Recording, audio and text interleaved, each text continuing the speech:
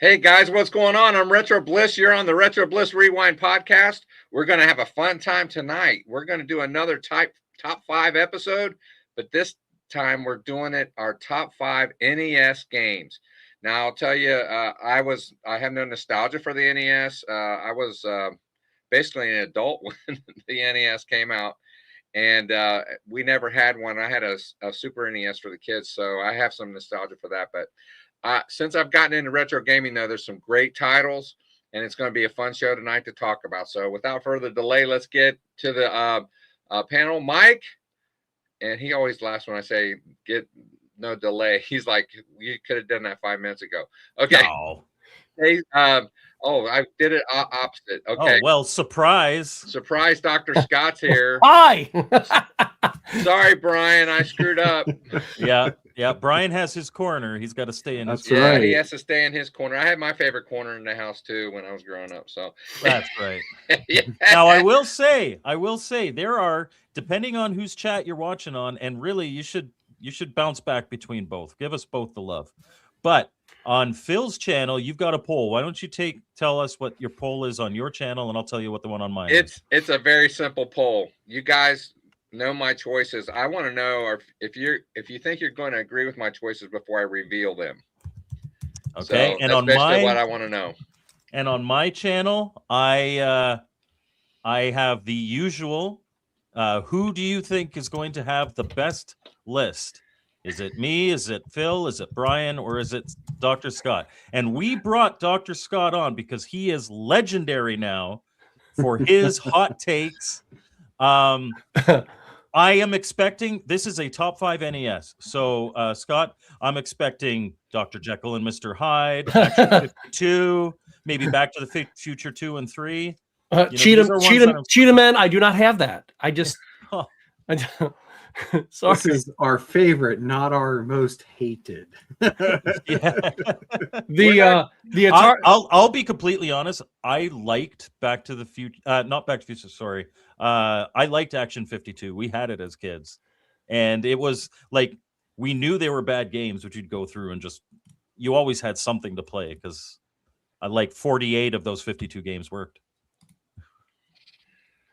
We have done a NES console podcast where we talked about it. This is not one where we go through the history or anything like that, but it does have a... We actually haven't done the NES. We did the Famicom. I thought we did the NES. No, we didn't do the NES. Well, we're not going to do the history then, but it's we need to because this is a great console. It really is.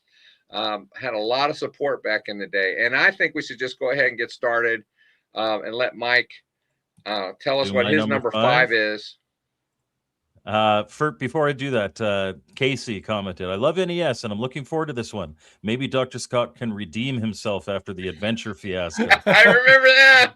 I'm looking forward to him doubling down, baby. I want it. It makes for a better show. Really controversy is good for... I promise you, Back to the Future is absolutely not on my list. It's not a top 5, but I do like the first Back to the Future game.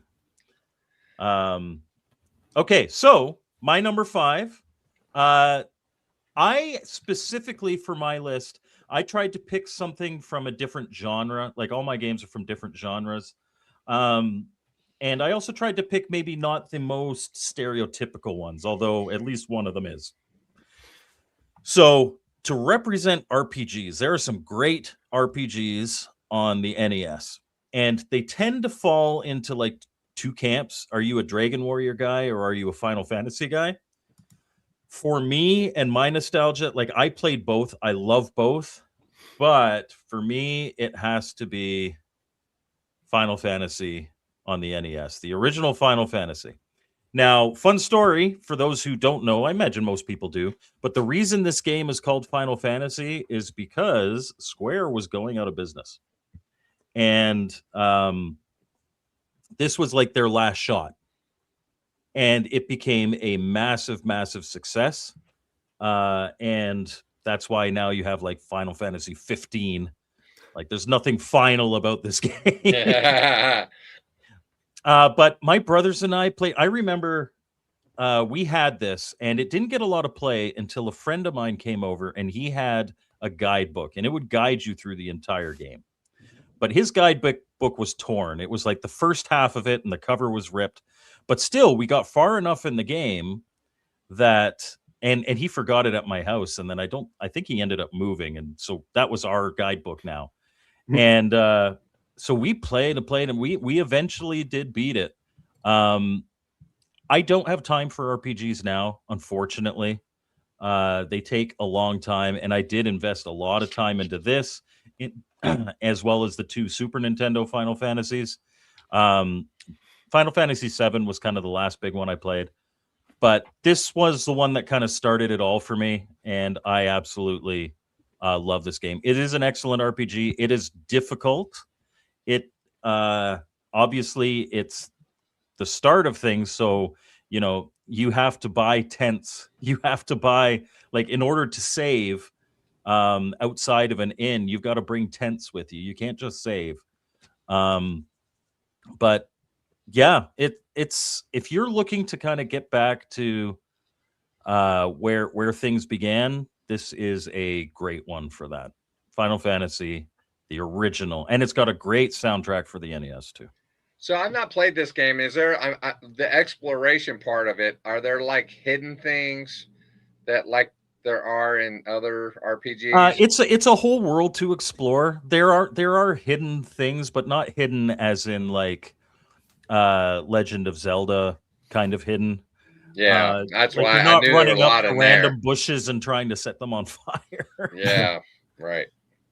Okay, well, good choice. And it is interesting that you picked that one. And because the thing is, I do like the series overall, but yeah, at least when growing up and playing that for the first time, I did not care for it. And I think, and it was just like you said, I will say, if you play any of the remastered ones where they've done the quality of life improvements, it's definitely a much better experience. But actually, can we take, so what we used to do is because I have 4 younger brothers, or sorry, 5 younger brothers, and we used to give ourselves the names. And this was Christmas, I want to say like 10 years ago. My brother made me something. It's right outside the store. I'm going to quickly grab it and show you guys because it's really cool. Oh, so, thank God he's gone. Well, but no, I mean, whenever, and again, it was just, I think my frustration with it was because, that is cool. That is fantastic. That is really special. That is so cool. Yeah, he did like the dots thing, and that's one of the coolest gifts I've ever gotten. And it's what we used to play with the characters. My character was always a black mage. No, it didn't matter who was playing, and we would take turns playing. So he made me that for Christmas like 10 years ago, and it was awesome. And yeah, it's got a lot of nostalgia for me. Oh, I mean, like I said, it's not like terrible, but I think my biggest issue with that one was just the fact of, if something died, if you had your other characters targeting it, then those attacks were wasted. They didn't just automatically roll off to the next. Yeah, so you got to strategize, man. Yeah, just get good. I didn't have to worry about that with Dragon Warrior. Like I said, there's 2 camps, and honestly, I don't blame anyone for wanting to be in one rather than the other. I love Dragon Warrior too. I felt like I had to pick one. I said, I want to pick different genres, and for me, the RPG category is Final Fantasy. All right, Brian, number 5 for you, sir. Yeah, so whenever I did my list here, I kind of did a couple things, because it's so hard to just say top 5 NES, because there was just so much content for the console. And this is one of the hardest ones I've had to do. Yeah, so I kind of made it a point to not do any of the first party games, because obviously most of those were good. I mean, and but really, your favorite's your favorite though. So, but I understand. Yeah. So I mean, I did try to, I did decide not to do that, but So going through mine, my number 5, and again, a lot of this too is just again what we grew up on. Like Mike, he has a lot of memories with Final Fantasy, which makes perfect sense why that's a big one for him.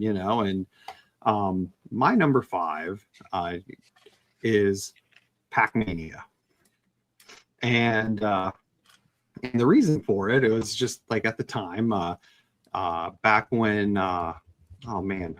Farmore, that chain of stores existed. Like, they had these in like that little bargain rack that they had, that you can get. And for me, what had me excited about it was just the fact that at the time, I never knew there was an arcade version. Like, I didn't know this was based off an arcade game. And I just thought, oh, wow, a 3D type Pac-Man game where you can jump over the ghosts, like that was just, at the time when I first played it was huge. And like I said, it was one of those budget, like $15-$20 games at the time that picked up at Farmore. And it was a lot of fun. I mean, the graphics for the NES were really well done. The soundtrack was really good. The levels were colorful. And it was one of those games you could just easily pick up and play just kind of over and over and just try to get a higher score with it and have fun. And it's a take on Pac-Man that I really like because, some of them,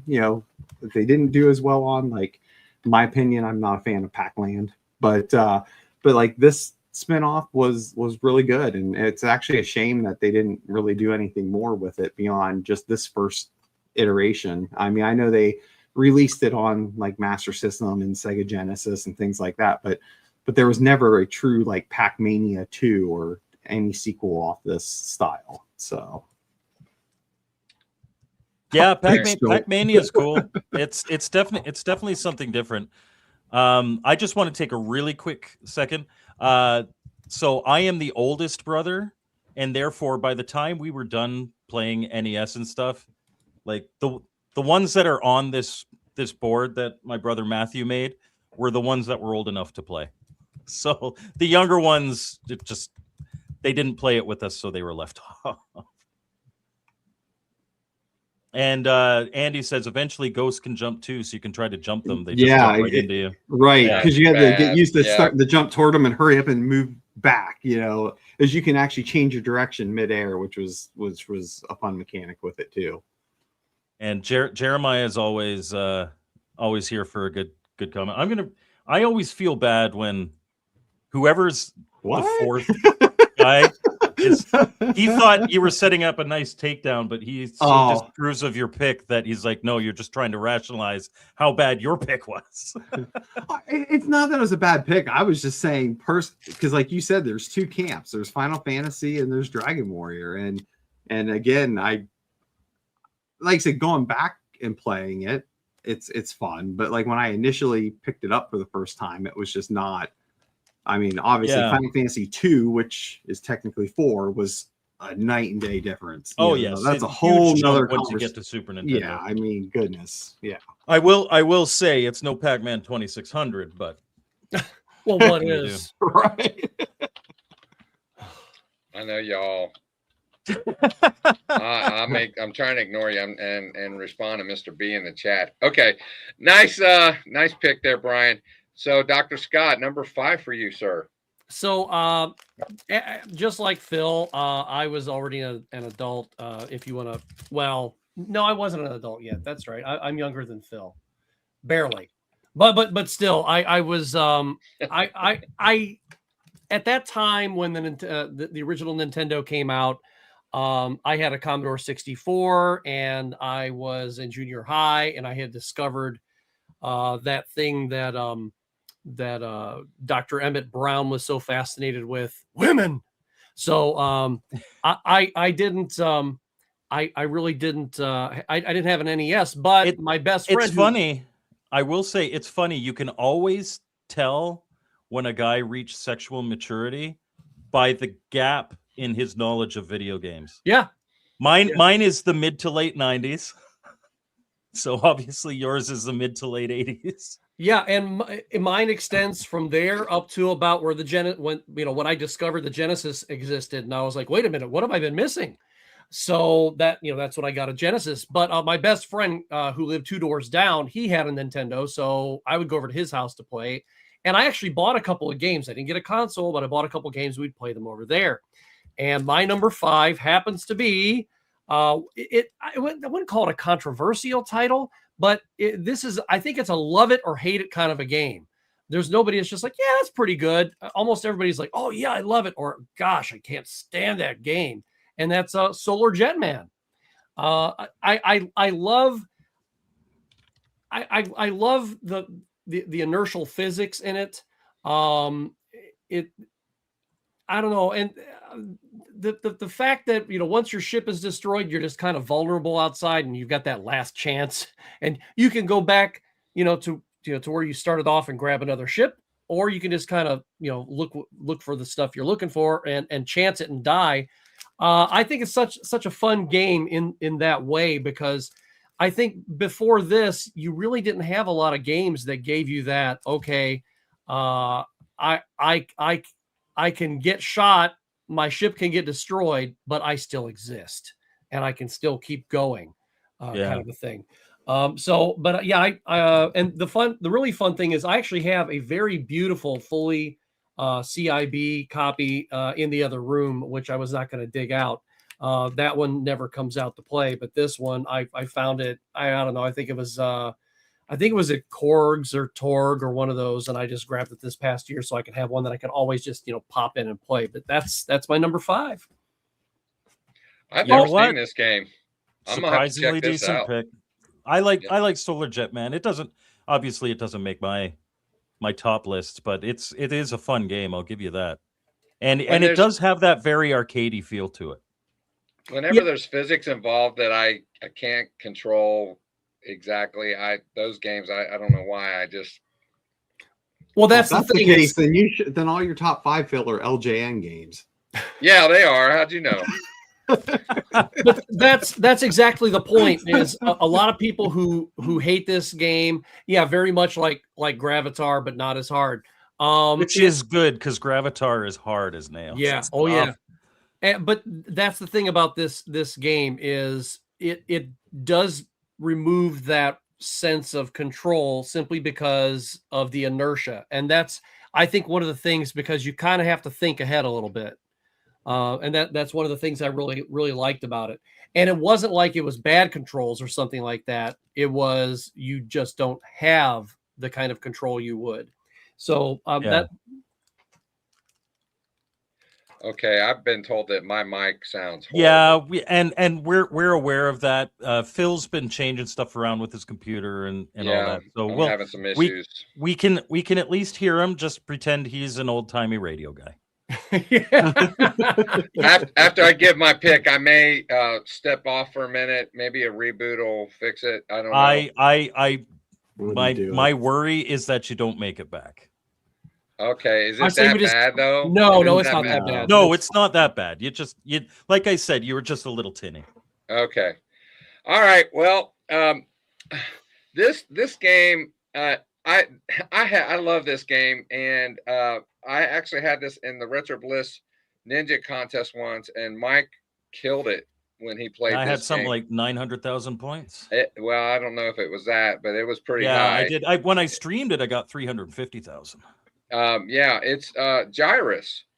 Now this game, fun fact, it was, the sales for this were not publicly disclosed, but it was released in 1988, and in many ways the graphics and the gameplay I actually like better than the arcade version. This is my favorite version for sure. Yeah, and I always tell my Poe joke every time I play or mention this on my channel, because Poe's favorite level is Uranus. Yeah, so that's true. That's true. Yeah. Okay.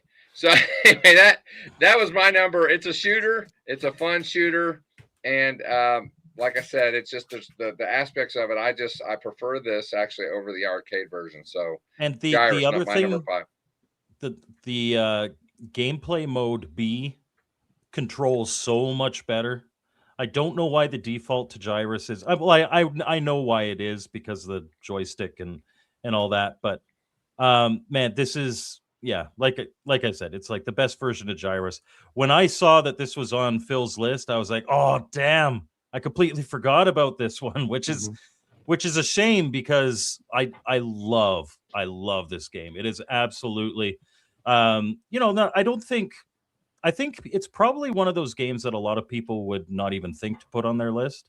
And I didn't either because and I don't actually own this cartridge physically, which is why. And it's not an NES exclusive. People don't think of necessarily even the arcade games when it comes to the NES, but damn, it definitely is a top tier NES game. It is great. Absolutely. Oh no, I agree with you guys. I find this one to be the best version, and again, this is another one of those games that I was really surprised we never kind of got a sequel to. Like, I don't know. I figured we'd have saw something more with this series. When I bought this game, I only have one copy. I got it at a flea market, and of course, whenever you go to a flea market and talk to these people, oh yeah, I've tested it. I know it works. Yeah, okay, right. But it looked in really good shape. I got it home. It didn't work. And I was so upset. And I don't know what I did. I took isopropyl alcohol and some sandpaper, I think, to try to get them contact. Oh, don't do sandpaper. No, I was kidding on that. But you were aggressive. I was cleaning it very vigorously. And get out the Brasso. Yeah, I got it working. Yeah. So anyway, I was very happy about that. All right, Mike, And so speaking of Uranus, we're now going to be calling Mr. Postile Wrinkled Star. Chocolate starfish. Hey, now you're taking it too far. I'm just naming an album. All right. So, going to a different genre. This is actually, we're a PG show, guys, in the chat. But I am going to mention my mother. This is my mother's favorite game on the Nintendo. And that we can leave it at that. Nobody say anything about my mom. I'm not going to bring those chats up because Phil won't let me. But to represent, there are a lot of fantastic puzzle games on the NES. And to represent that, and this is also probably my favorite, Dr. Mario. Mm-hmm. Oh, I'll take this great puzzle game over Tetris every day of the week. It is so much fun, and you can play 2-player and be competitive, which on the NES Tetris you cannot do. Depends on which version. Well, okay, on the officially released NES Tetris you cannot do. But man, do I love Dr. Mario. It's not one of those ones that I think a lot of people would be like, oh my God. And I did specifically try to do my list in a way that we wouldn't have tons of overlap. Everybody's saying the same games. But man, I am so like this is my favorite puzzle game on the NES. I know a lot of people love like Yoshi's Cookie, or like there are a lot of great ones to choose from. Especially if you're including Famicom games, which we aren't doing today. But yeah, this is my favorite puzzle game on the NES. My brother-in-law down in Florida, when we go down to visit, he has a Wii. That's all. He has a Wii, Nintendo Wii, and this is all they play. This is all they play on their Wii, and I had not played it. And I like the Luigi version too. Yeah, that came out on the Wii, the anniversary one. I don't remember seeing that there, but it was, and my sister-in-law is killer at this game. She is very good. Yeah. And it gets fast real quick, and you can really lose track of what you're doing very quickly. Good choice. I like it. Okay. Yeah, and Otherworldly, you're going to have to wait and find out if anybody has Contra on their list. All right, let's find out if it's Brian's number 4. Who's got the rapper? Rapper? You mean like MC Hammer? No, like somebody's opening a cough drop, and it stopped as soon as you started talking. So, I did have something on my lap that I dropped, but okay, that might have been it. Yeah, so my number 4 is Dragon Warrior 2. Oh, there you go. Yep. And I knew that was going to again, come into play. Oh, No yeah. pun intended. but yeah, I just man, my camera really has me. You got bright real quick. I got really bright there, didn't I? Need a hat. Apparently. You can borrow So- mine. As long as we Yeah. can hear you, that's all right. Oh yeah. But and we're having all sorts of technical issues today. But no, I mean Dragon Warrior 2 was great. It's probably my favorite of the NES ones. And again, when you went from the very first game, which was good, you know, and you know, a lot of people got to play that because it was a free game if you subscribed to Nintendo Power, you know, and this version literally just took all those mechanics and made them better. You know, you had multiple characters and you know, multiple enemies that you had to fight at one time, and just really good storyline. Like I said, this was my favorite of the series. It's a great game. I also really like Dragon Warrior 3. I have that one complete in box. Jeremiah says you are completely redeemed. Now, see, Which is if good this- because you know what? You have taken a lot of crap. Like I get crap for my 4 out of 10 on Night Driver. Mhm. But then Gen X Grown Up gave it a D, and then you know, he kind of lays off that now because he realizes that I'm not truly the bad guy. But he used to crap. He's crapped on some of your picks in previous lists. So for him to say that He you are has. completely redeemed by Dragon Warrior 2, man, wear that with pride. We'll definitely do that. All right. Dr. Scott, number 4. Well, I think it's time to pull out the big gun here. And what I mean by that is you know, I did kind of forget about Gyrus, and even though I love that game, and if I was looking at my games this afternoon, I may have picked Gyrus, but since I don't have a physical copy of it, I actually picked this shooter instead.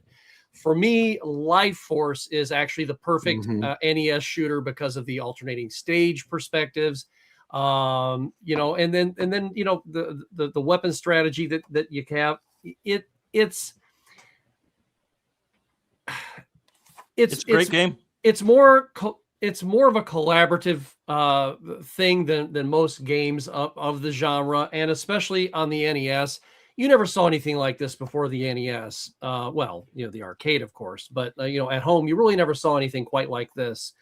And it's you know, it can get crazy really fast too, especially with those bosses and stuff. So yeah, Life Force. What is it? The Japanese one, is it Salamander? Is that the name of it? Salamander? I think it's I'm Salamander. not sure. Yeah. So, but yeah, that's mine. And the funny thing was, when I finally got hold of this game, I thought this would be something I would find everywhere and anywhere. You know, that you couldn't swing a dead cat without hitting one at an expo. It took me 3 expos to find this.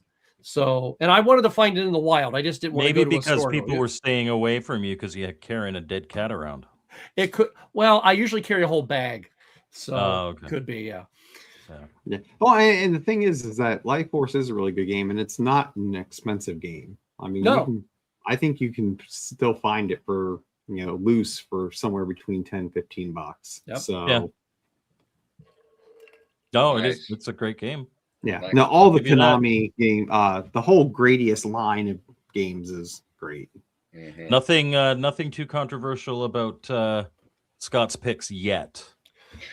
He'll wait till the end like he did last time. Okay.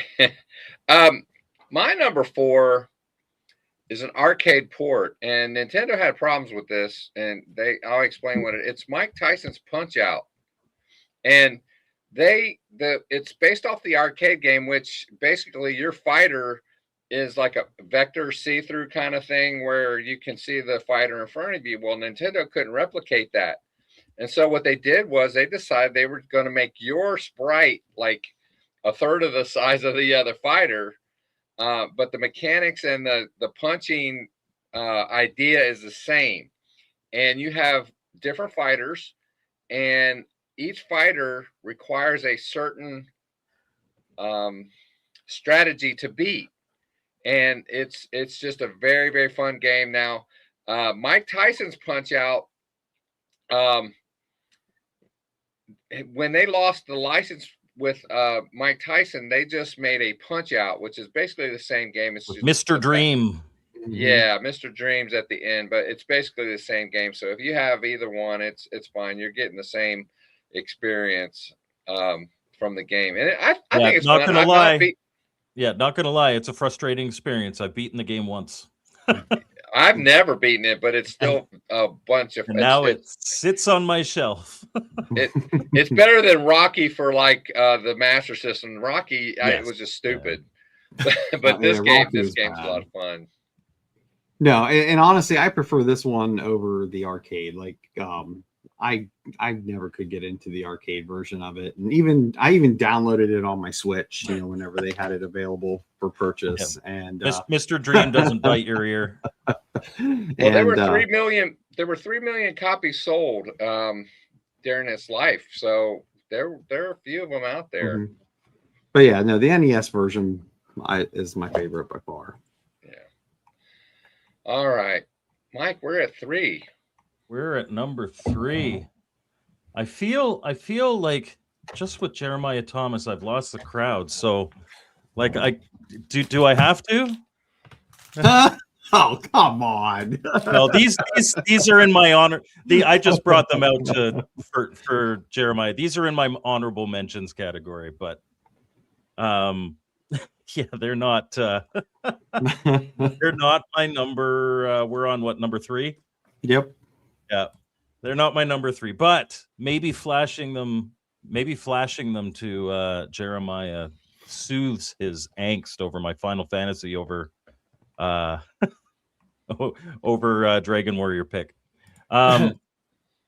So number at the number 3 slot for me. I wanted to, I almost won the night. They're in my honorable mention. So it sounds like Brian will probably win the night because I don't think either of these two are Dragon Warrior guys. But I wanted to go kind of more Metroidvania area for this one. However, my favorite Metroidvania Metroidvania being a really broad term. Mm-hmm. My favorite one on the NES isn't Metroid. It is Blaster Master. Good pick.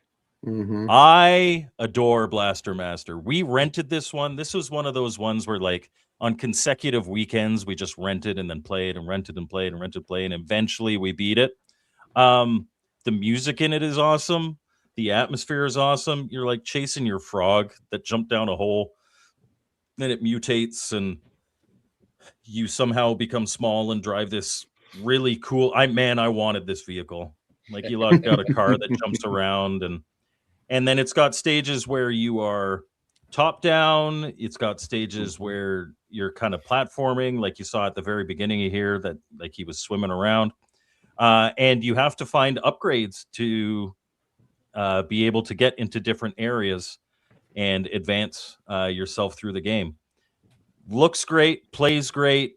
A lot of nostalgia for me on this one. It was really tough to choose between this one and Metroid, but I ended up going with this one. I love this game. And like I said, lots of nostalgia with it. This is one I've not played either. Now I will say it looks a lot better than Metroid. Metroid would be frustrating because you really need a map in that game. You have to know where you're at. If you don't know where you're at, you're screwed. Yeah, this one is a little less like that. You still kind of need to know where you're going. Oh, Otherworldly, he's got my back, and Andy had it at his number 4. It is better than Metroid for that whole I need a map thing. You really should play it, but it is a game that you have to put some time into. Mm-hmm. Absolutely. Okay. All right. Well, and just this was Sunsoft at their peak. I mean, this was all. I mean, Sunsoft had a couple duds, but like they knew how to make good graphics on the NES, and again, a lot of their games were so much fun to play. and graphically good. Right up there with Capcom. So Yeah, and Poe is right. For my Metroidvania, I went with neither Metroid or Vania.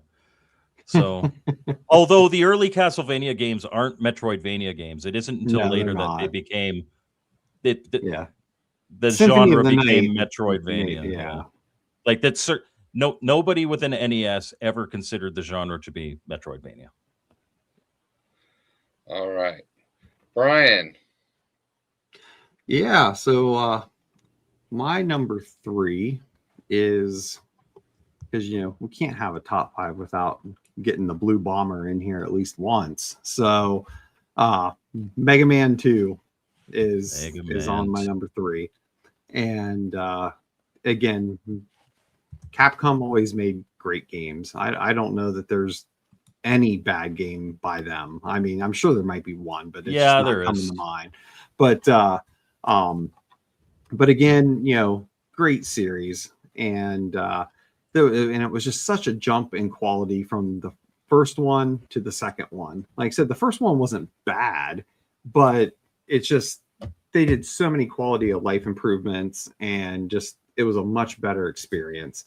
And I think the difficulty was still there. I mean, it wasn't as difficult as Mega Man 1 by any means, but I think they had the right level of difficulty for it, and just even the bosses were just all very cool. And again, out of the NES 6 of these, I mean, this one's probably my favorite. Like, Mega Man 3 is up there too, but there are there tends to be two camps, Mega Man 2 or Mega Man 3. Right. I think like Mega Man 2 was just such a huge leap that I tend to be in the Mega Man 2 category. Mm-hmm. I love Mega Man 1 too. Like the 1, 2, and 3 are all wonderful games. Oh, they Mega are. Man 2 introduced a lot of new stuff, and then Mega Man 3, I think, just polished it.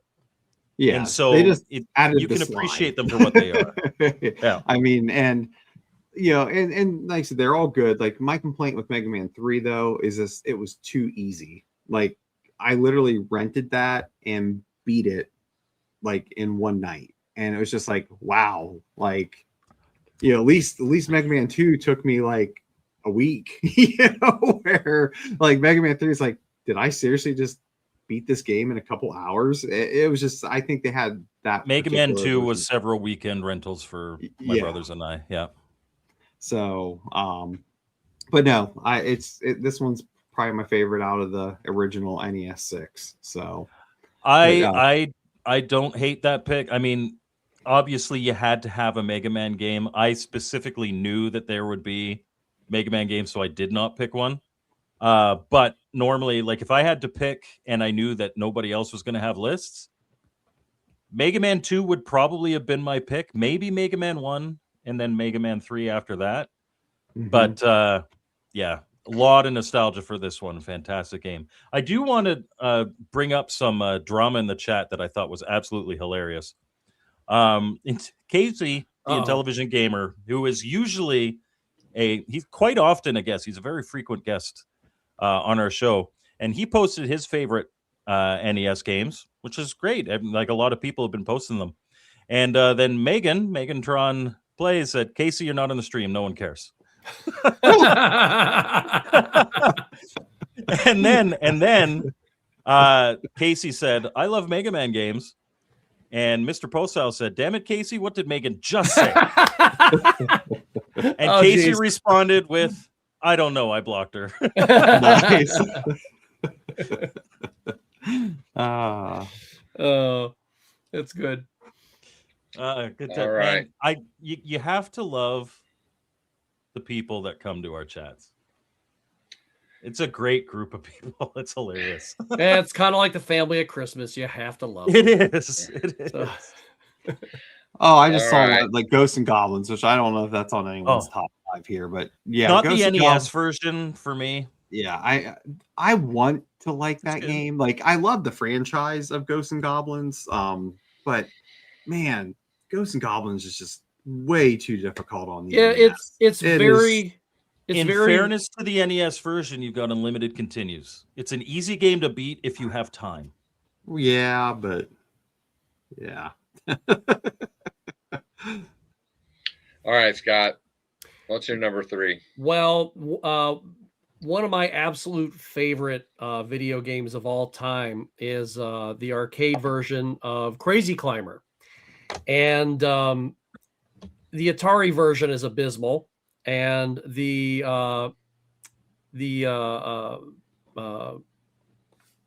Famicom version is abysmal. So what could take that game's place? What is really, really good, but when I was playing this game, I felt it was kind of the opposite of Crazy Climber. So you're not climbing anything. Press You are, Descender. yes. Prozac Descender. Yeah, there you go. But he so you get to play as a spy, and you are definitely in a building, and you are going downward as opposed to upward. And I've actually watched Phil play different versions of this game on his channel. Elevator Action. What a fantastic game. You know, you got that spy thriller thing kind of going on. You know, you're shooting guys left and right, hiding, you know, grabbing the stuff you got to grab and getting the heck out of Dodge. It's fantastic. And it's probably why I did gravitate toward this, because it did kind of feel like, you know, Crazy Climber in reverse, kind of, sort of ish to me. So, but yeah, that's the next one on my list. And I cannot see this game without mentioning that the Champ Games version on the Atari 2600 is an absolute masterpiece. it is so good. It is so good. Yeah. Yeah, and what he was able to do with the controls, because if you have a jump button, okay. Well, in the arcade game, you had a button for standing and a button for jumping. Well, he couldn't do that. So in order to stand up, you have to hold the button down and then push your joystick in the up direction in order just to stand straight up. That is important sometimes, because if you're near a ledge, you don't want to be jumping. Especially I remember the first time you played this, and John was in the chat. And yeah, he was yelling at you in the chat. You don't have to jump every time. Yeah, but it's a nice mechanism though, because if you jump on the enemy agents, you can kill them, and if you're above the car, you can jump over the shafts. Yeah, which is it takes some practice. You kind of have to know what you're doing and have to. Well, and you got to be careful when you're on top of the elevator. You could end up like Emilio Estevez in the first Mission Impossible movie. Yeah, because you can't control the car if you're on top. Man down, Ethan. Man down. Yeah, it's a lot of. This is a great. It's a great game concept. It just is. I love the 2600 version, and this is. I'm kind of spoiled with that one because there's like challenge levels and different other things. Yeah, there's more features to it than the NES. Yeah, there's version. actually the more NES features version to is the 2600 version. But that's not to take anything away from this version. This is a good version. Can you remind me, because I've watched you play that on your channel before, but did Champ Games, did they make a physical version of that too, or no? I don't know. Yeah. Did they? Yep. Okay. Physical and ROM. Okay. Because I'll just have to grab that game, because I've watched you guys play it, and it's just like I gotta have it. It's called Elevator Agent for the 2600, and it's my favorite Champ Games game of all time. So that's how good I like it. So great choice. I like it. All right. Speaking of climbing, I picked this game. We were talking in Discord today about this game. It's called Ice Climber. Ice Climber, when it was released, there were 1.5 million copies sold worldwide. It was released in 1985. And you play the game by breaking the ice above you so you can get to the higher levels. But you have to avoid the penguins. You have to avoid icicles. When you get to the higher levels, you want to get I think those are eggplants there that you have to kind of get for like bonus points. But the idea is to get to the very top. And once you get to this top, you start another level and try to do the exact same all over again. It can get tough, but it's a lot of fun to play. It just is. Oh, and you have to jump. See how he jumped on that pterodactyl there? You have to jump so he can carry you away, and you get bonus points Um, also for all the things that you get and do and kill and all that fun stuff. So it's a lot of fun. It is.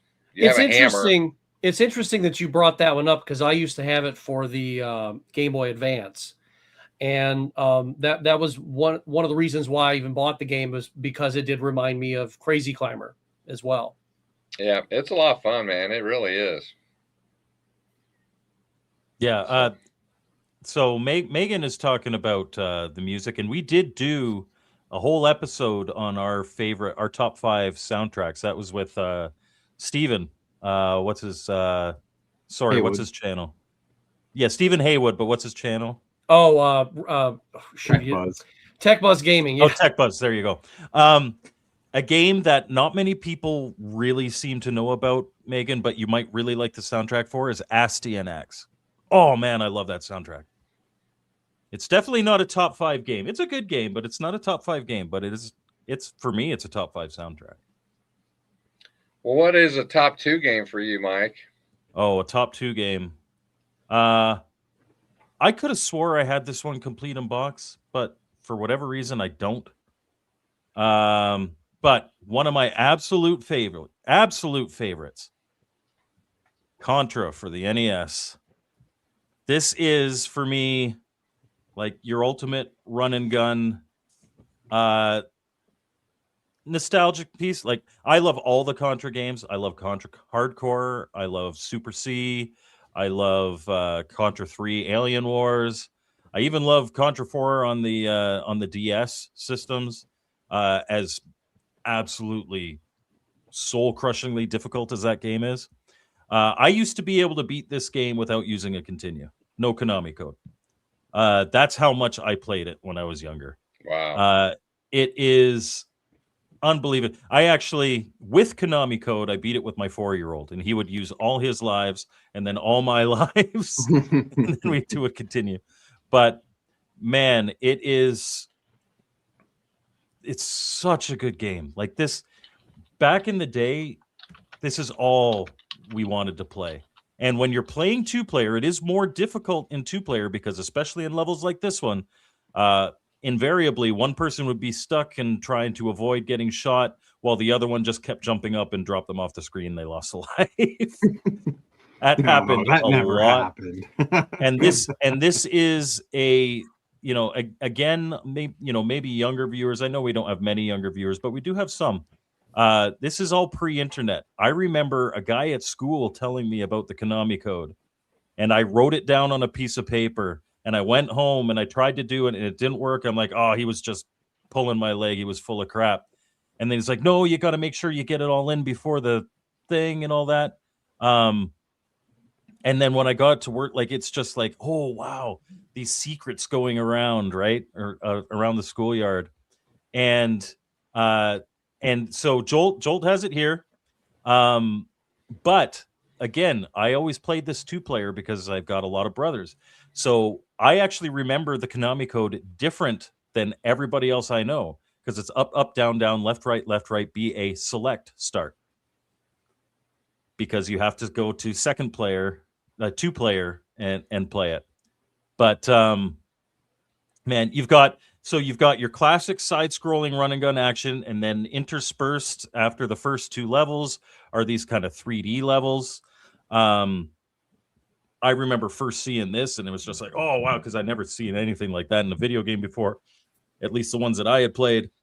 It was an experience. I remember the first time I beat it, my brothers and I were so happy. And then even after beating it, like, you wanted to play it again. And it was, yeah, I love it. I love it to this day. Just watching it makes me want to play it. I wanted to mention something real quick that's it's not relevant to that, but you started talking about this and I remembered something about Ice Climber, because you mentioned Stephen Haywood, and the interesting tie-in there is I had the complete in box copy of Ice Climber for the Game Boy Advance, and Stephen Haywood's son Daniel bought my copy of that at Korg's. So it was just kind of interesting how those things, like you mentioned Steven right after talking about that, and then it just clicked, and I went, oh, that's an interesting little segue that doesn't matter, doesn't matter to anybody. So, but yeah, and the other thing about Contra here, though, back to Contra though, what a fantastic game, but my God, do I stink at this game. Holy smokes. I cannot believe I can watch other people play it. And I feel like, I must have been born without thumbs or something when I play this game. A lot of it ends up being, and a lot of NES games are like this. There's memorization of, okay, this is what I do at this boss. This is what I do here. This is what I do here. This guy's going to pop up. Like the worst one for me is a snow level. Because again, always playing 2-player. When you're playing single player, you're always kind of in the center and the screen scrolls around you. Totally good. You got full warning when something comes on. But in that snow level, there's these little turret things. And if you're playing 2-player, and I would always be the one that's close to the front of the screen, one of those pops up, it shoots as soon as it comes on screen. So you have to be like prepped and you're stressed to duck as soon as you see it. Whereas when you're playing single player, you see he's always in the center. It's not as big a deal. That's a turret thing right there. But just watching this, I'm hearing the sound effects, like the boom chihuahua of the bombs. And in that 3D, the do do do do do do do do do. It's just, this game is ingrained in my soul. I love it. There was a girl I used to date. Her mom, they had an NES, and she would play this and Dr. Mario. I would show up, and she was a nurse, so she would like unwind for a couple hours or an hour or whatever when she would get home. And she was playing Contra like that was her job, and she was just amazing. It was hypnotic watching her play it. She was amazing at it. And little trivia tidbit, in the Japanese version, the Famicom version of Contra, the enemy soldiers they don't look like football players like they do in Contra. They look like robots. That's pretty cool. So, yeah. All right, Mike, I gave you a number 2 choice so you could queue it up, but I'm changing it. Oh, okay. I'm changing it because it's funny how you can change your mind. I change my mind daily on which ones I like best sometimes. But I put it in the private chat what it is. This game is an arcade. I never was really good at because the button layout was just stupid. I didn't like it. I just did not like this button layout. But the NES version of this game is very good, and it's Defender 2. And it was released in the late 80s, and the numbers that were of the games that were actually sold are actually not publicly known. But this game, to me, is way better than the arcade version. The sprites, the sounds, the mechanics of the game. It just, I do much better with this than I do the arcade version of either this or Stargate. It's just phenomenal. I love it. It's one of my favorite shooters for the NES, and it's my number 2.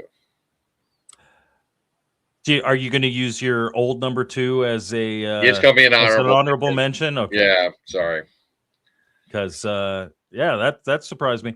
I have never been great at Defender. But this is definitely a much better like I really don't care for the Atari 2600 Defender. It's a flickery mess. Whereas this, for an NES game, I don't think it looks great, but it is a solid version of Defender for sure. But Stargate / Defender 2 on the Atari 2600, of course, is much better. It is. It's much better than the original, for sure. It's not as good as this, but it's good. No. Megan says her top 5 games are all LJN. And to Jeremiah, Defender 2 will always be Stargate to him. Yep. Brother Blue mentions Batman NES. Great game, very difficult game, but also great soundtrack. Man, that opening cinematic for the Batman Nintendo game is incredible. So hey, props for that choice. Bill and Ted number 1. Yeah, man. When it comes to LJN, I think the only game decent is Nightmare on Elm Street. I don't know that there's any other good LJN. I like Back to the Future, but you have to understand that Back to the Future is like a second gen arcade game. Yeah, Because it's the same thing. Like, it's by no means a bad game. Yes, it has repetitive music that is sped up. It's supposed to be Power of Love. But it's not a bad game. I'm with the LJN defender on that one. And, All and right. Anybody and remembers him? Mike does explain that in great detail. Yes. On my we did a collab video, and Phil was in that video as well a couple of years ago with our guilty pleasures. And when he told his segment's really fun anyway. So even if you only watch just his segment, Yes. you know. Yeah, check it out. actually, I dressed up as Marty for that one. Yes, didn't you I? did, and you were in Yeah. front of the Twin Pines Mall. Oh yeah, that's right. Yeah. And Jaws, I agree. I like Jaws. no, Jaws wasn't bad. Like Yeah. I said, I'm not. I mean, they're I'm not saying- they're not high art, Right, But there's fun to be had. yeah. Hey, Benji's retrospect. Benji does a lot of great NES games, and next week, probably, if you watch his retrospective, you might see me in there. And Mike also dances like the LJN defender. I don't think you've seen me dance, but okay. I mean, I don't dance well, so probably true. Well, why don't we Number dance ones. to number one? Number ones. This is, Huh? and actually, We never did our number twos. Phil skipped ahead. Yeah, of Phil us. skipped ahead of us. oh, way to go, Phil. Oh, how did I do that? You were talking about changing it in the chat, and then you just told us your number 2. Oh, okay. Okay. Where are we at then? Because I'm all lost now. Brian, you're number 3.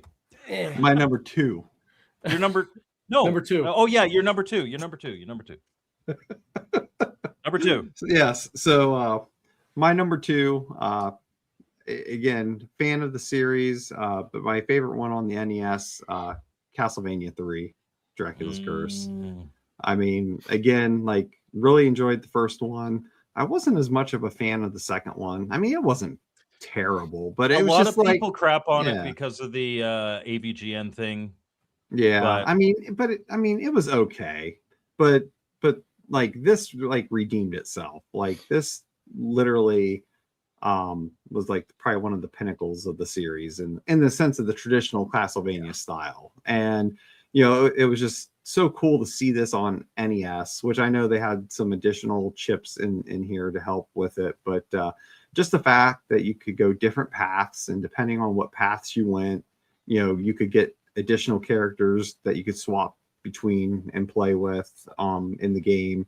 And just the whole level design in general for all of them was just really well done. I mean, and It again, really.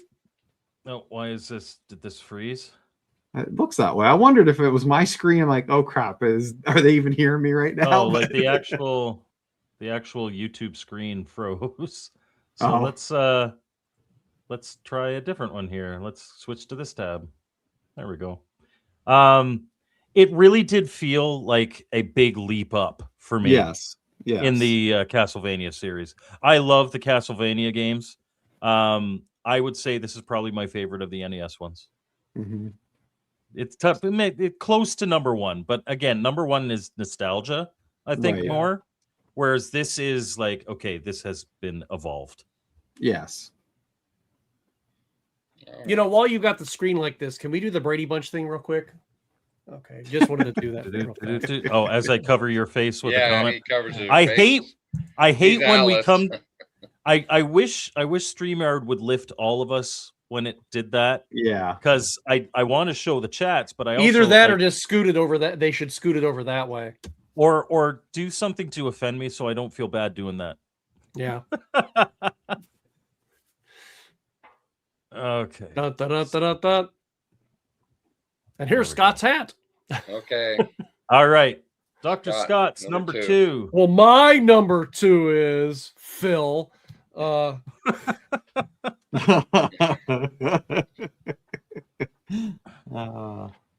gonna throw something at him. You know, Oh, before you I get had to the your high number 2. ground.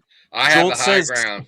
Yeah, Jolt says he'll be right back. He has to play a quick game of adventure on the 2600. No. Loser. Sorry, I had something in my throat. Anyway, I did switch out my number 2 as well. Take that any way you want. Anyway, I did switch it out, and mine was going to be this lovely game, but it was one of those things where I had to keep going back and forth. My number 2 was going to be Burger Time, but it is not actually, because I discovered this game about almost a year ago, and then I had to have it because I was testing it. That would have been a really hot take, because the NES Burger Time is. Oh, well, Scott. I'm glad you switched, man. But by I'm glad you comparison to switched. the Atari version, Oh, Atari 2600. Oh yeah, yeah, but I that's, mean, it's gonna compare to that, but Yeah. that's like I'm trading out my Ferrari for a Pinto. yeah, and that's the thing. I mean, I even have the Burger Time little, the little arcade cabinet one up here, and it's okay, but that all aside, my friend John, he used to own Rock'em Sock'em Retro in Bowling Green until he decided to say, I've had enough fun for 10 years, but I was hanging out with him at his shop testing games and stuff like that, and he had this complete in box copy of this game come in, and I'm like, never even heard of this one. And I started playing it, and I was hooked immediately.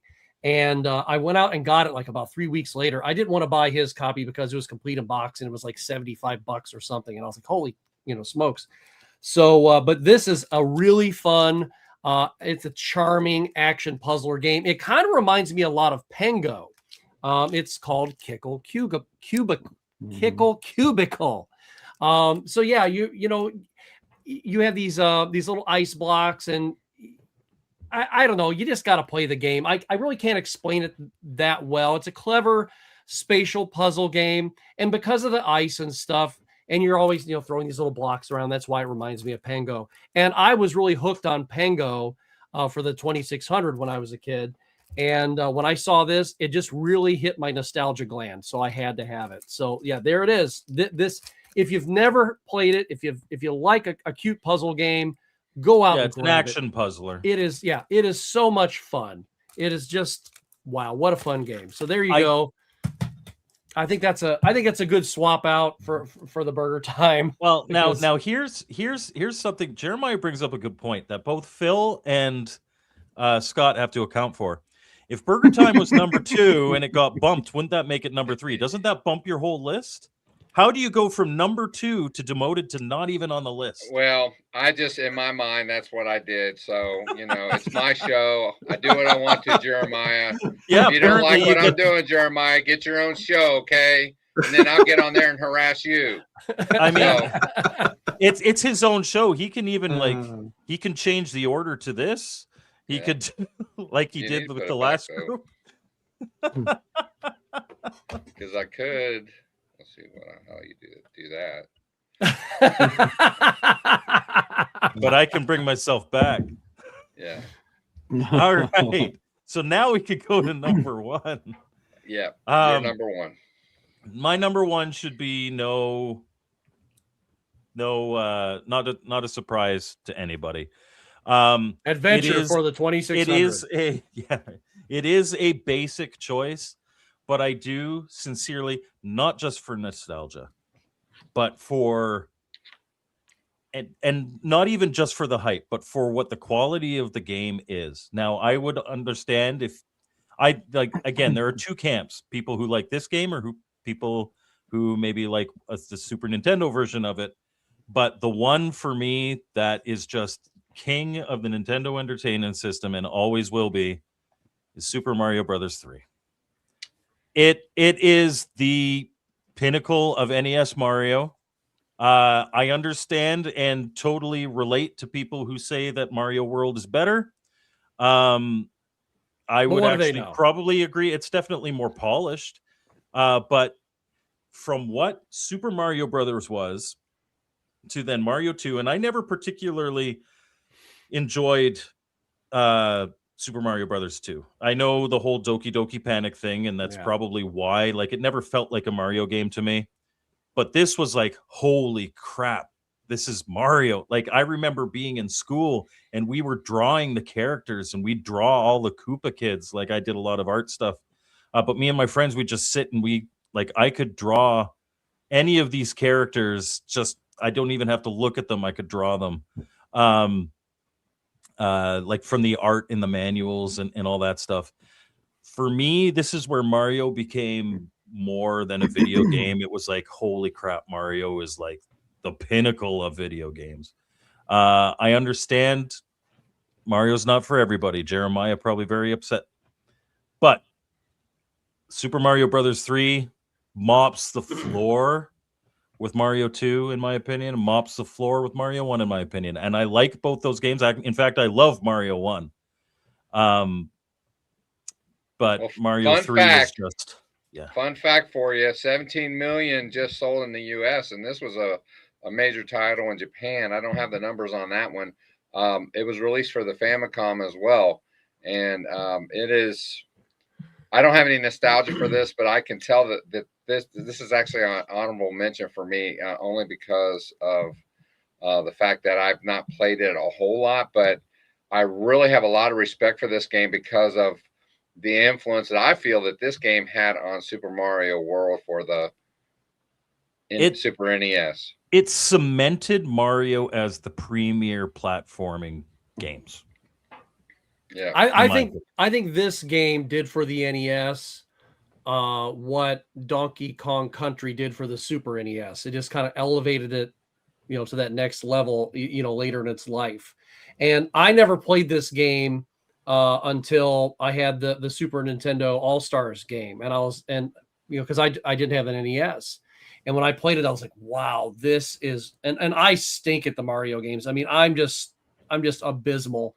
But I absolutely love playing this one, no matter how terrible I am. I love playing it. Absolutely. It's like nowadays when I play it, again, because of time restraints, I do what we always did so I didn't have this. My friend had it, and every day after school we'd go to his place and I would play until it was dinner time. Like, we'd try to beat Super Mario 3. And we always did the same thing. You get the 2 whistles in level 1, you get the whistle in world 2. You beat world 2 so that you can get the cloud, because that cloud is needed in level 8 as far as I'm concerned. And then you do the whistle trick to get to level 8. There's a trick, like you can swim under the boats in the boat level, so you don't actually have to go through the level. You could cheat through that one. And then there's one level that is so damn difficult. We always use the cloud on that one, and we'd save our P-Wing for the level after it so you don't die at that, because if you die at the level after, it throws you back to before the level you skipped. And then once you get into the castle and you fight Bowser, like the Bowser fight's pretty easy, but I've beaten it playing it all the way through though as well. It's a joy to play. It's an absolute joy. And for me, I prefer this one to Mario World. But they're neck and neck. Like Mario World, if somebody in the chat is like, "Oh, Mario World is the better game," I'm not disagreeing with you. This is the one I think more nostalgia is tied to for me.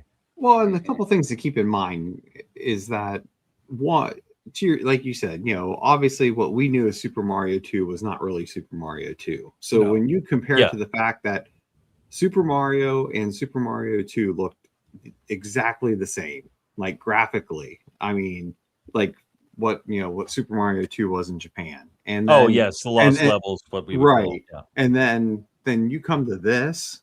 I mean, this literally cemented. Yeah, I mean, it's such a leap, and it just cemented, like you said, Mario and the stuff. And like those that want to say Mario World's better or this one's better, again, I don't think you can truly compare the two, because this was on an 8-bit Nintendo and 16-bit Nintendo had a difference. Like, I think they're both amazing games. But let's not mince words either. Like, launching the Super Nintendo with Super Mario World. Oh, it was you didn't need to have anything else. It cemented that console. Everybody wanted it for that game. Yeah. Oh, without a doubt. I mean, because again, Mario World, like I said, for me, I mean, I personally like probably Mario World more. But again, you didn't have this game, you would not have had Mario World. And Absolutely agree. And again, and with that said, this is still an amazing game. And for those who always want to get a star, you just have to make sure you're running at full tilt when that box is first revealed at the end of level. You will always get a star. Now, I'm not trying. What I'm about to say might be slightly controversial, maybe not. No. But when you compare both games, 3 and World, both fantastic games in their own right. But I think that a lot of people, the reason why, and they have every right to love that, to love World, better than 3. But I think that a lot of people gravitate to that without thinking that the only reason why they do like that game better than 3 is because the extra added mechanic of the cute Yoshi. And that is a great, and it isn't just a mechanic. It is a device. And Yoshi is a great character and a great entry there. And you have to murder him to make some jumps. Yeah, you do. So it is what it is. But I think the in my opinion, the better of the two games really is 3. I really don't think of Super Mario World as a level up.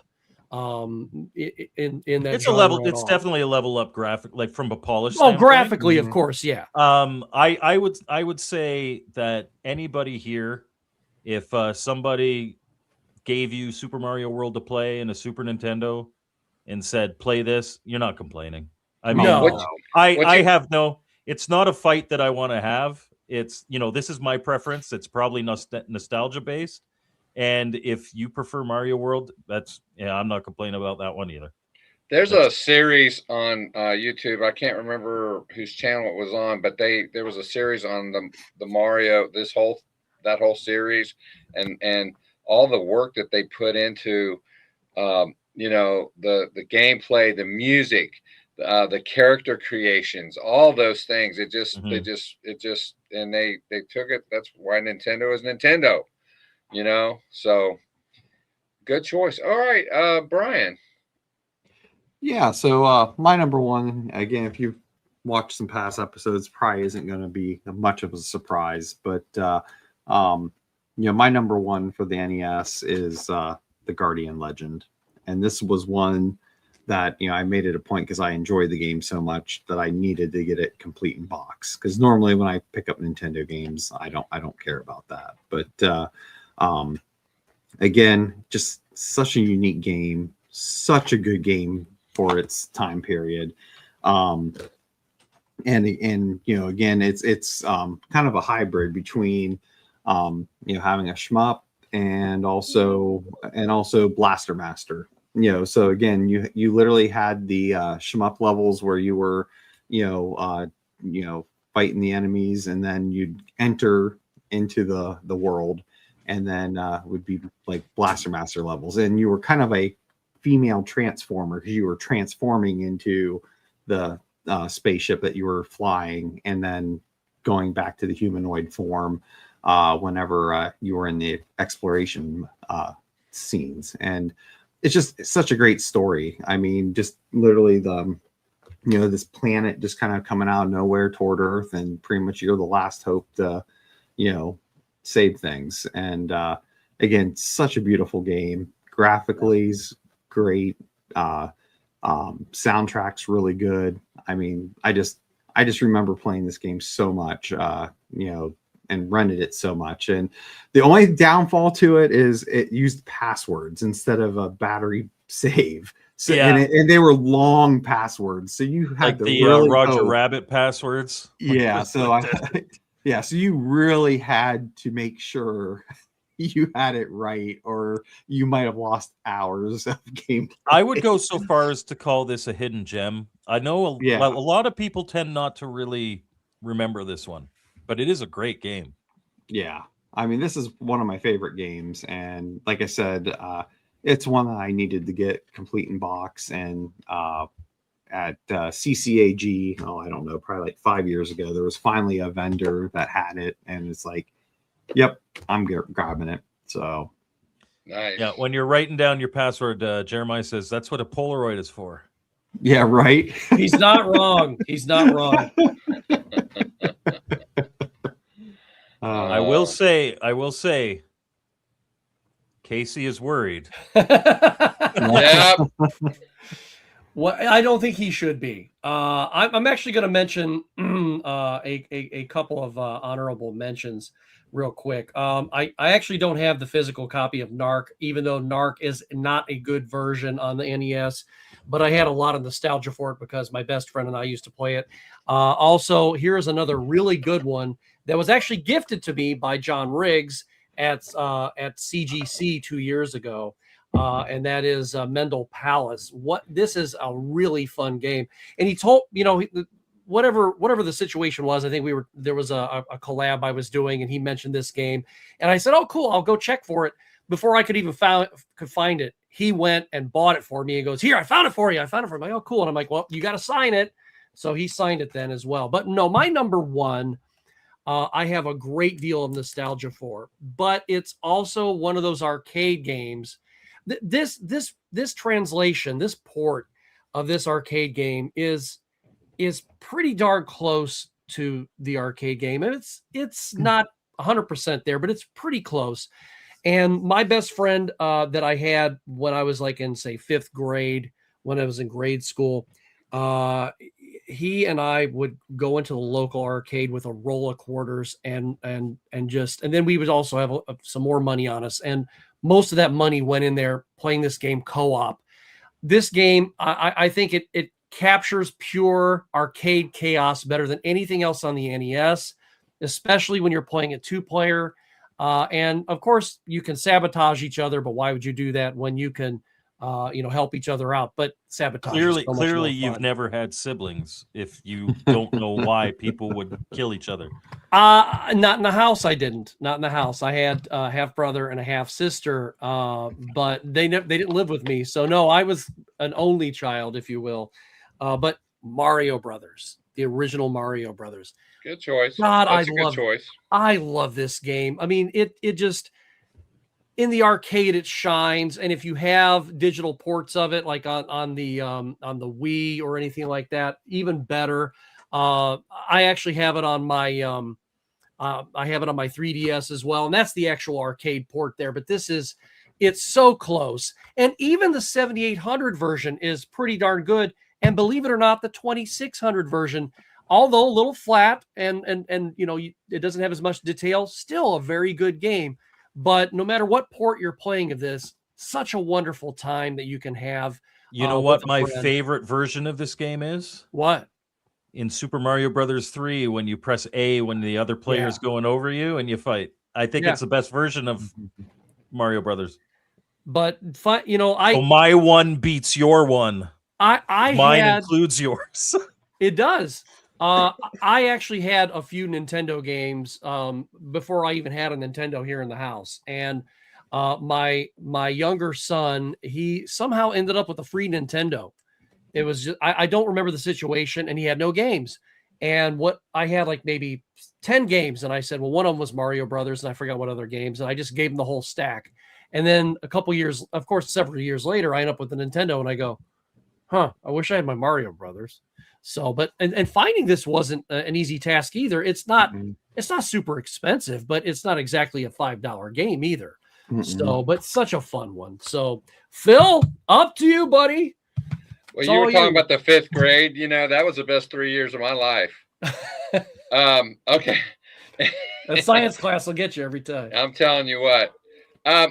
I was really listening to Mike intently when he was talking about his number one, and he talks detailed about the game about 50% of the time, but the other 50% of the time, it was all nostalgia. He had so many great memories of that game, and he was just very passionate when he was sharing that. And like I said, I don't have any nostalgia from back in the day, but what is nostalgia? It's a memory of that game and how it influenced you and how you enjoy it. And speaking of nostalgia, that's the 3 years you did grade 5, right? Hey, now I'm old. I'm not that old. I was 3. No, I'm just Mhm. kidding. But this game I have played on my channel a bunch with my granddaughter, and she watches sometimes, and she absolutely loves this game. And I decided I was going to make it my number one because I just love playing this game with her. I just enjoy this game, and it's Balloon Fight. Balloon Fight. The sales were not disclosed by Nintendo, but it was released in '87, and it's based on the original arcade game Joust. Yeah. But you have balloons, and so you have 2 balloons with each life, and either an enemy or if you play someone, if they touch a balloon, it will pop, and if they pop both balloons, then you die. And right here's a bonus level. After I think it's the second or third level, there's this bonus level, and you get points for how many balloons that you can bust in that level. And it can be challenging to do that because the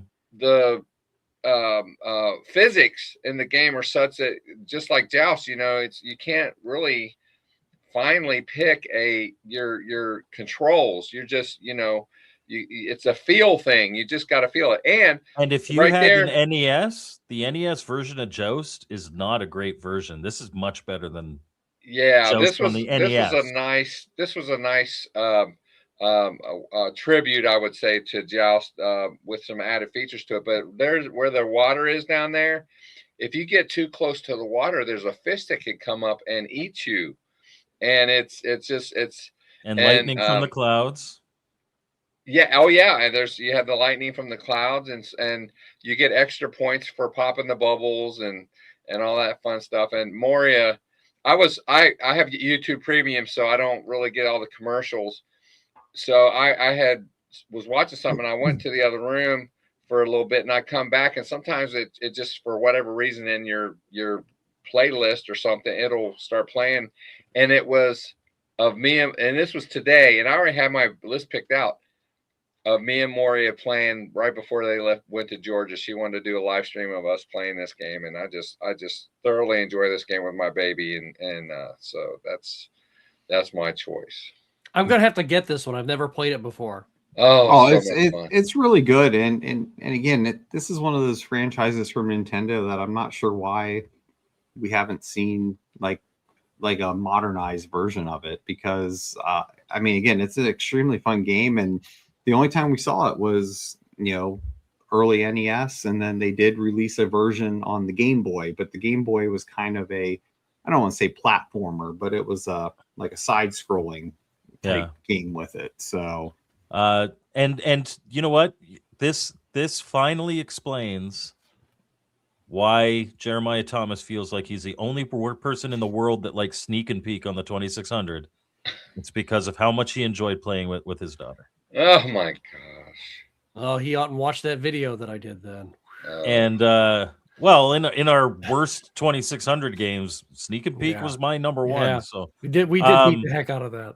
And Phil just thrown in the face of the poor people without YouTube Premium. The amount of time I'm getting it free for a month. That's why I have it. as a creator, the amount of time that you spend on YouTube fostering your community and being a part of others, YouTube Premium pays for itself 10 times over. Yeah, I mean, even if you're not on it, just if you watch a lot of YouTube, but anyway, what I'd like to do real quick is, if we can, I'd like to go around the horn real quick. You can do something before that, but I want to go around the horn, just mention a few honorable mentions, and then but I don't want to. And then we got to close our 2 polls. Yeah. Oh yeah, we got to close 2 polls. Okay, let's do that last.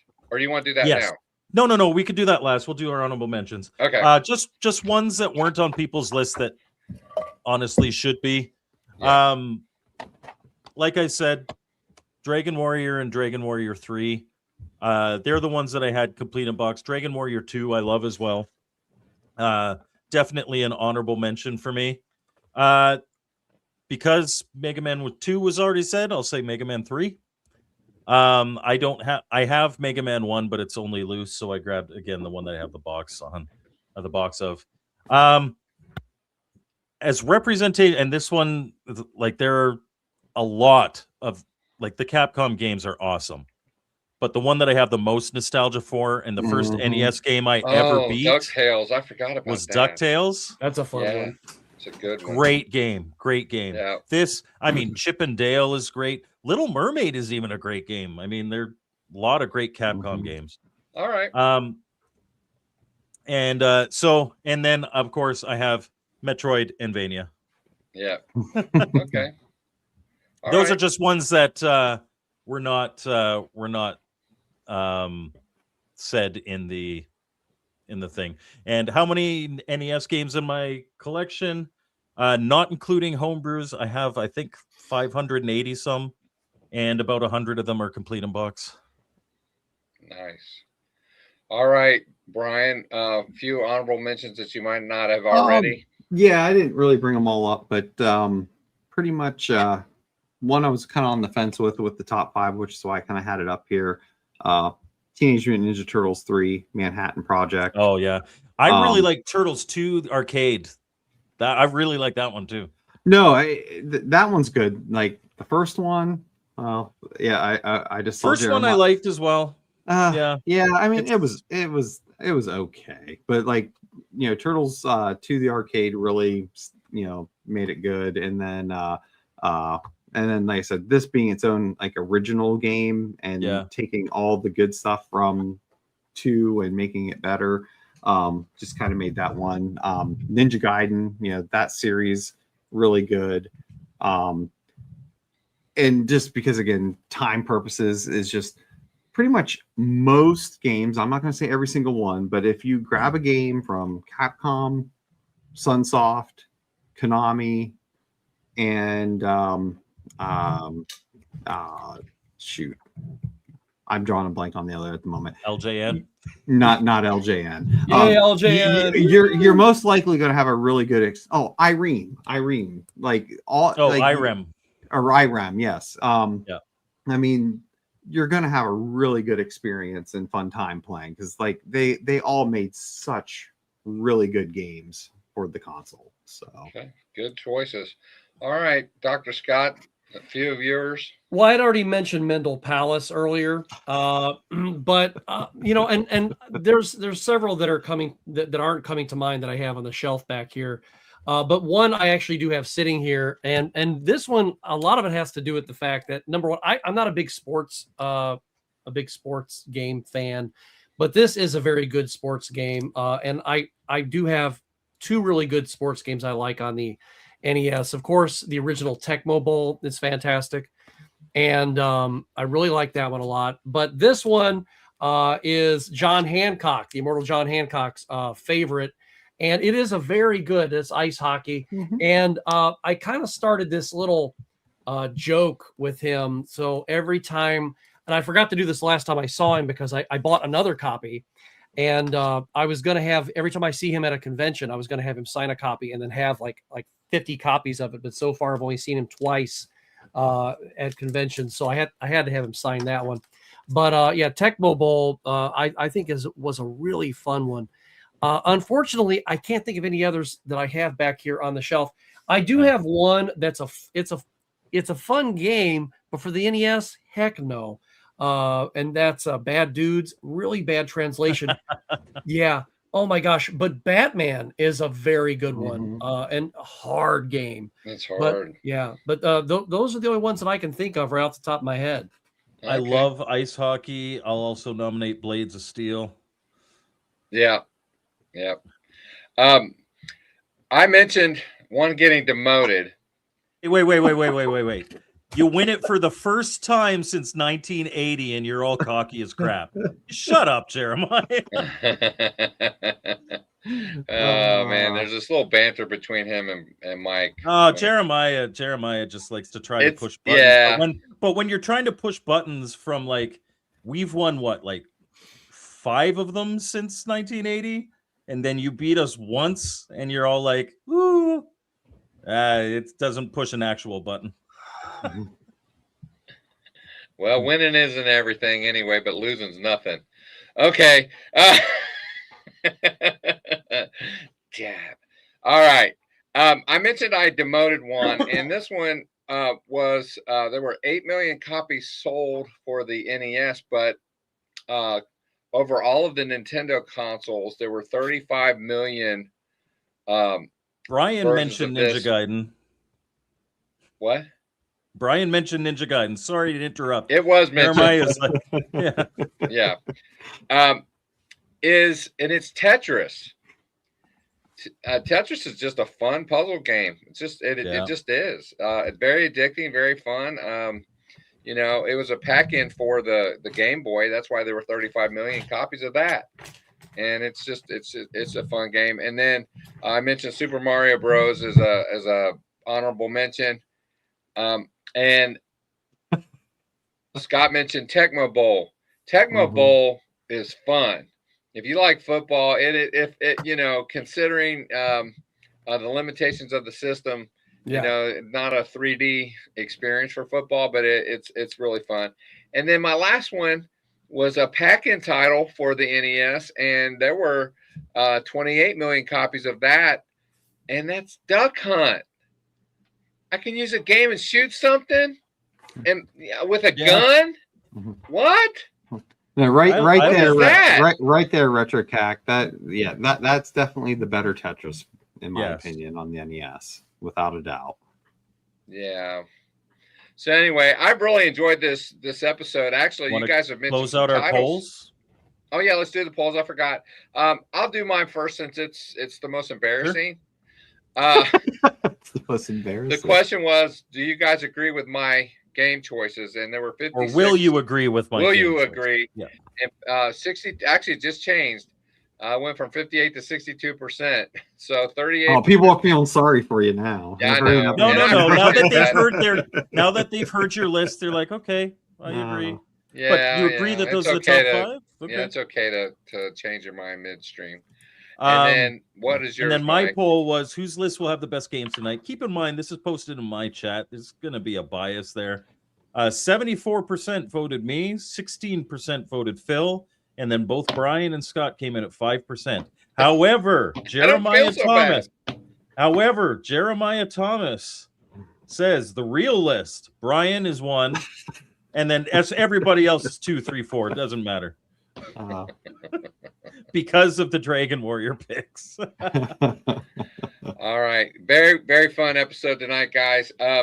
We're hoping, I'm just going to mention it, we're hoping we can do an Intellivision Homebrew Awards show next week.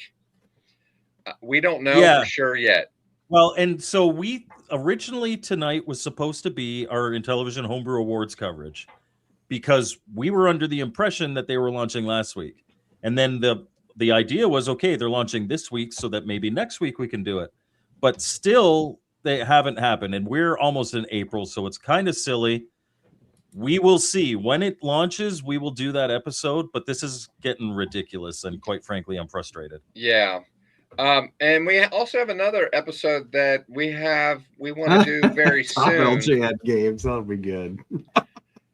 We want to do this one very soon. I came up with this idea because I watched a show called Adam Ruins Everything. And he talked about this on that show. I don't know if you've ever seen that series. You guys need to check it out. It's kind of fun to watch.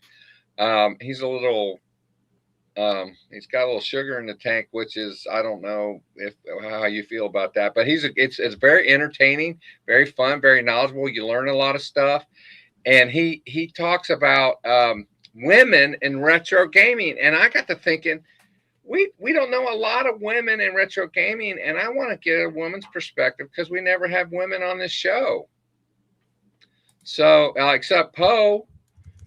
So let's we're gonna do that with I think Megatron says that she would like to be on, and Brandy Gamer Aimer will be on the show as well. So it'll be a very interesting show to talk about women in retro gaming. Yeah. There's a history behind it, which I'm not going to tell right now, but if you watch the show, I got some interesting information about. Well, yes, and take Adam Ruins Everything with a massive grain of salt. His facts are not always, they don't always fact. No, they're not. They're not, but you still learn a lot. And it's entertaining to watch. It is. It's very entertaining to watch. He's not a manly He is man. entertaining. Yes. You know, he's not a manly man, but he's fun to watch, and he looks like a cool dude. He's just kind of a fun guy. So, all right, guys, listen, we appreciate all of y'all for watching and hanging out, because it's been an hour and a half tonight, which we don't try not to go that long, but it was well worth the time. So I've got some titles that I can go back and learn how to play and try them out that I haven't. So with that, you guys have an awesome day. We'll see you next time on Retro Bliss Rewind. We're out.